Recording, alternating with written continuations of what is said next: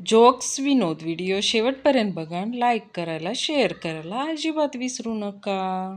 Latest पुणेरी किस्सा. जोशी, मी इथले toilet वापरू का? नेने, हो, पण पैसे पडतील. जोशी, नाही पडणार, बसताना काळजी घेईन. गुरुजी, बंडू खरं सांग, नाहीतर चड्डी काढून मारेन तुला. पण बंडू, पण सगळी चूक माझी आहे, तुम्ही का काढताय हो चड्डी?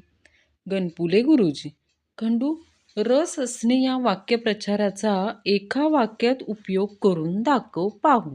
खंडू, उसाचा रस काढणाऱ्या माणसाला उसाचा रस काढण्यामध्येच फारच रस होता. एका शिक्षकाची आदिवासी शाळेत बदली होते.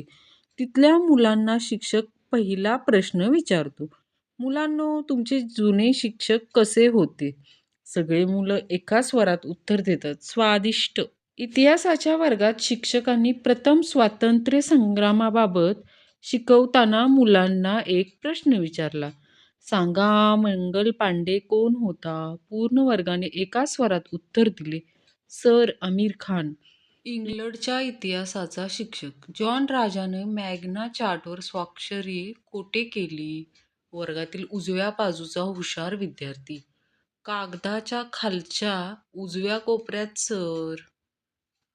सर, किती निर्लज्ज आहेस तू गण्या.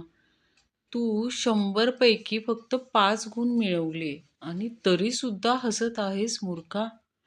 गण्या, सर, मी हसत आहे कारण उत्तरपत्रिकेत मी तर पिक्चरचं गाणं लिहिलं होतं फक्त, तर मग हे 5 गुण आले कुठून?